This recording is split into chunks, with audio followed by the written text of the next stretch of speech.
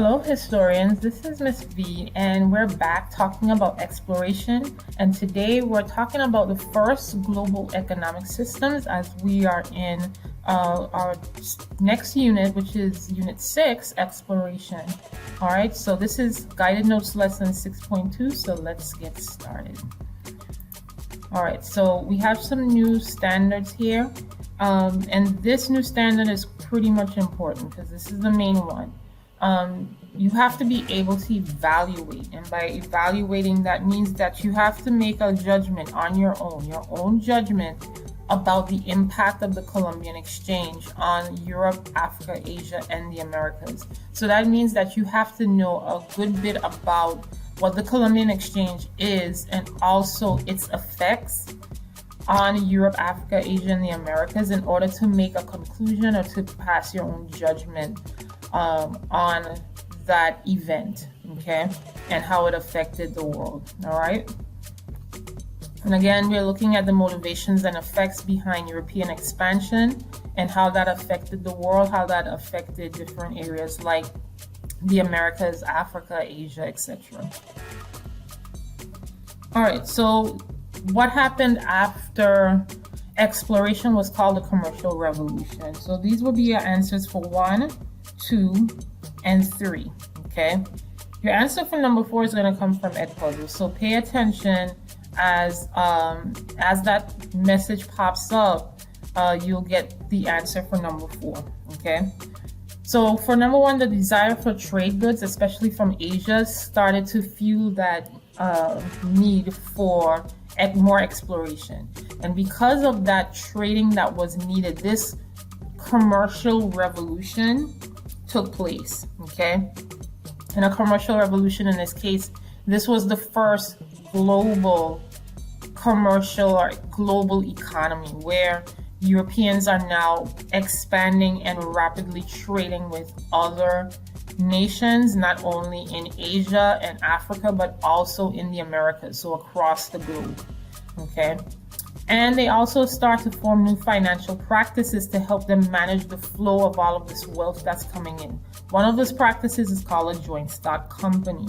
And as you see here, a joint stock company is a business where stocks can be bought and owned by shareholders, which in this case were individuals, okay?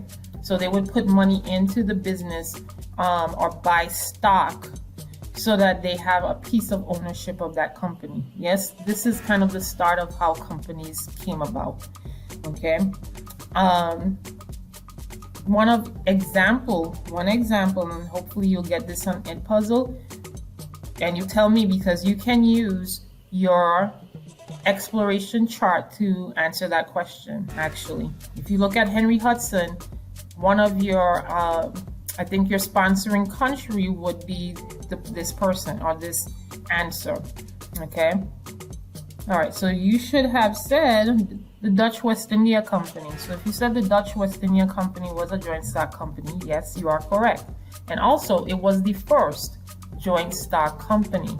So that kind of led to other joint stock companies happening, even in the American 13 colonies, all right?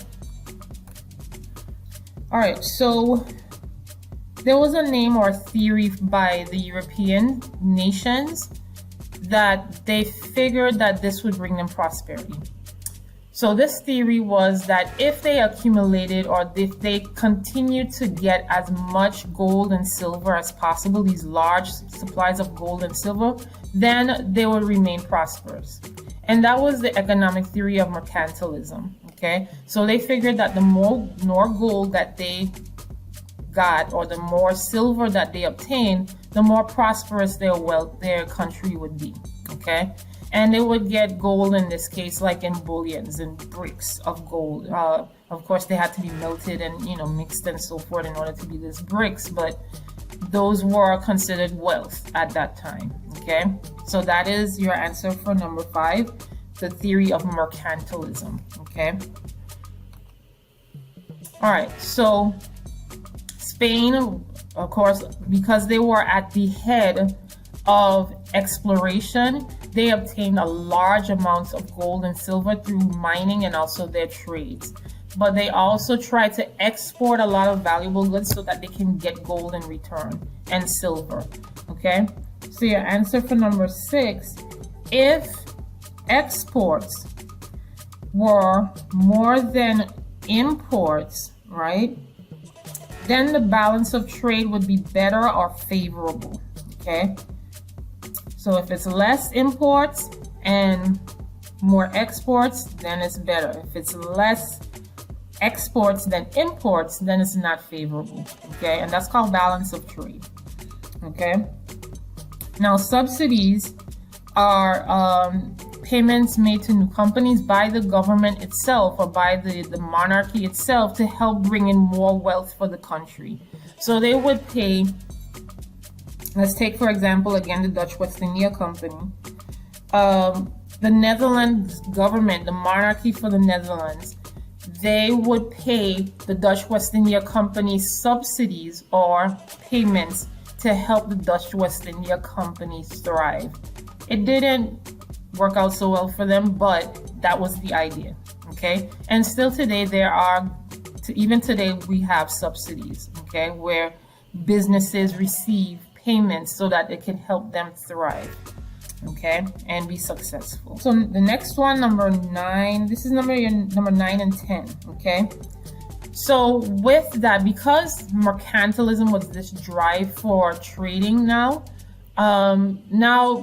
goods was traveling back and forth between the old world, which is here, Europe, Asia, and Africa, to the new world, which is the North and South America and the Caribbean, all right? So that constant exchange back and forth, and they traded plants and animals, right?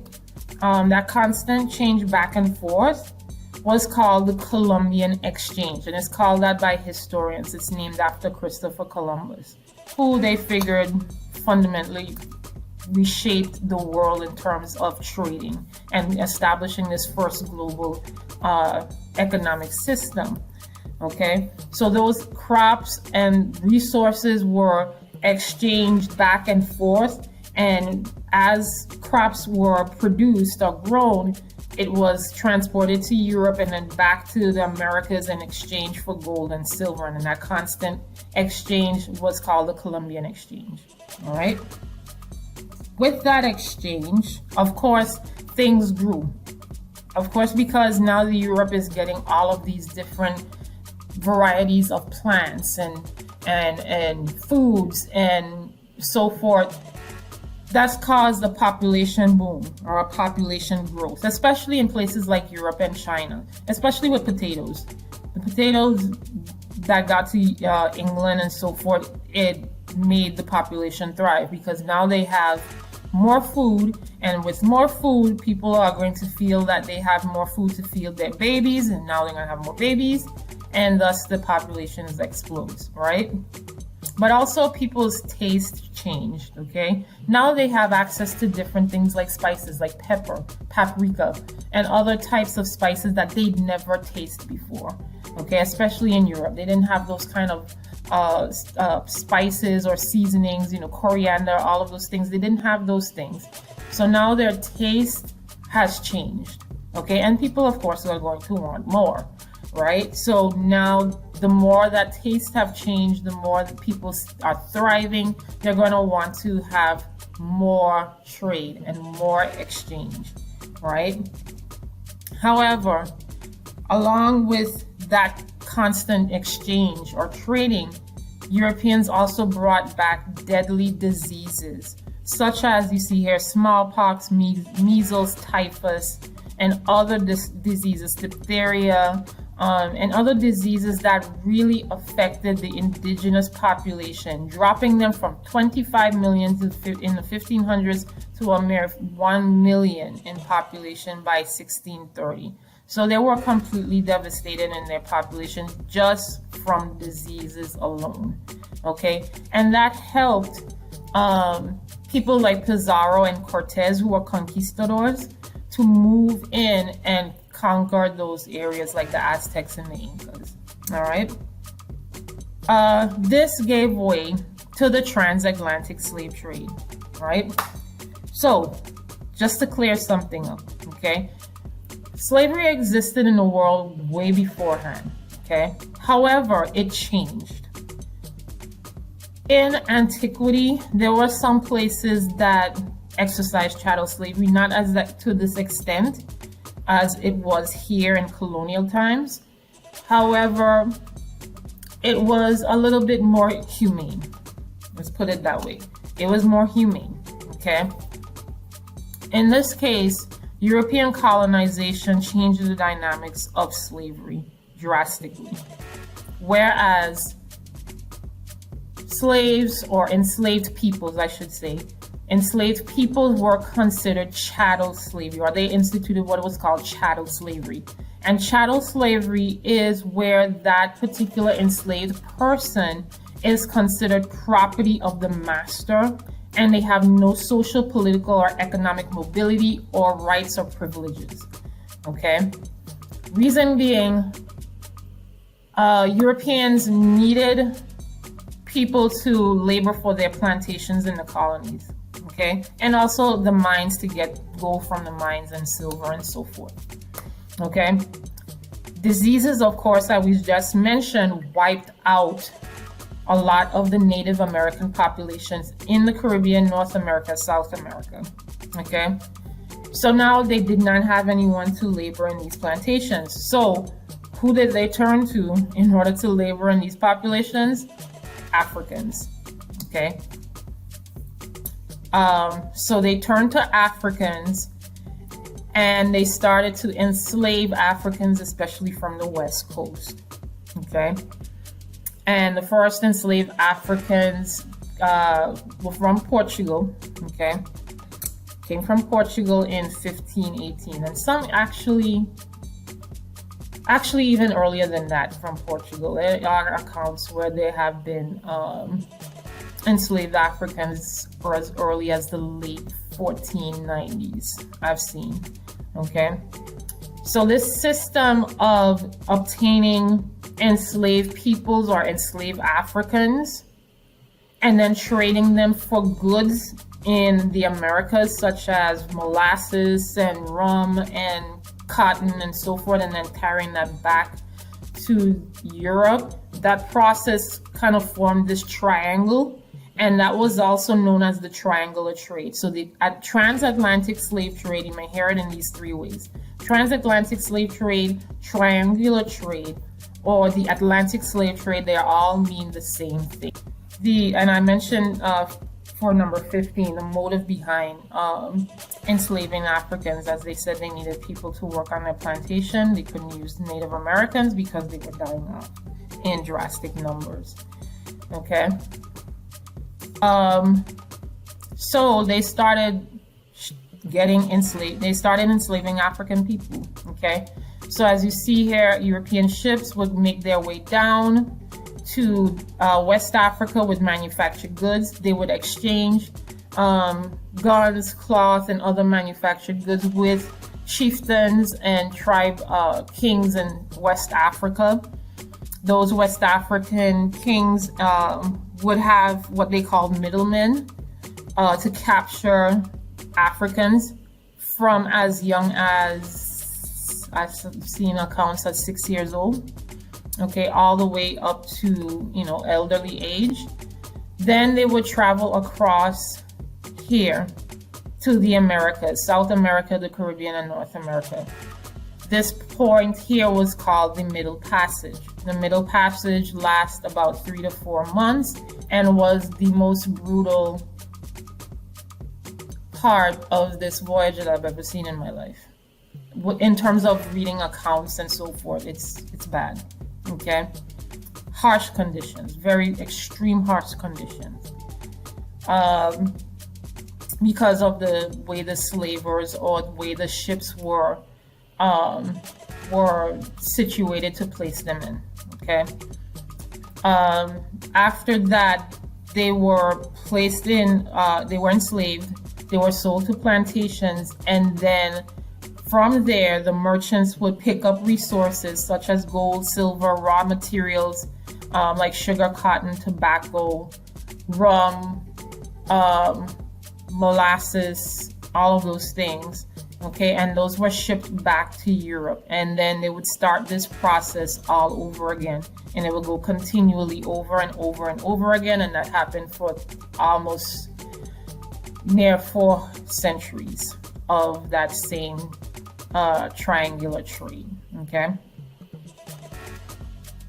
All right, so the effects of this trade.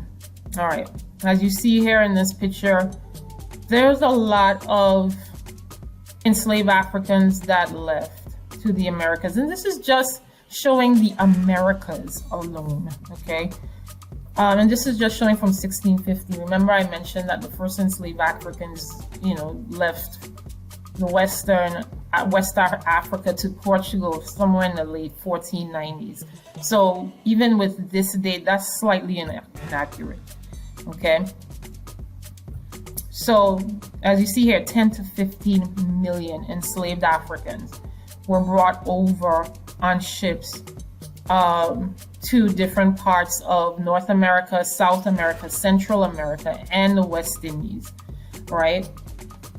So both enslaved Africans and African societies were definitely affected by this trade.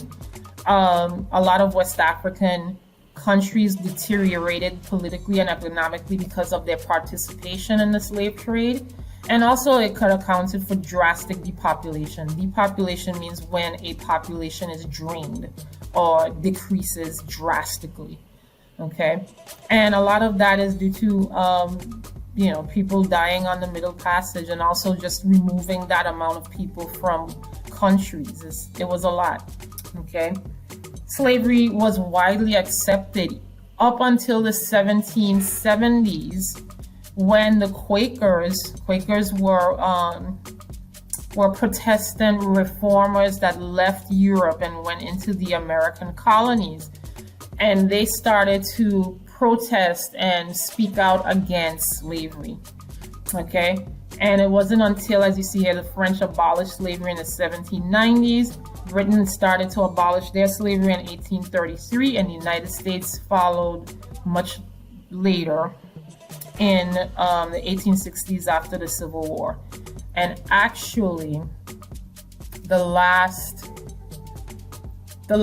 country to stop the slave trade was Portugal, which that happened with Brazil.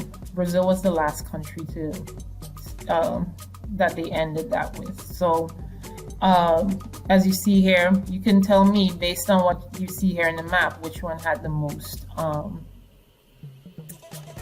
slaves, or the most enslaved Africans, right?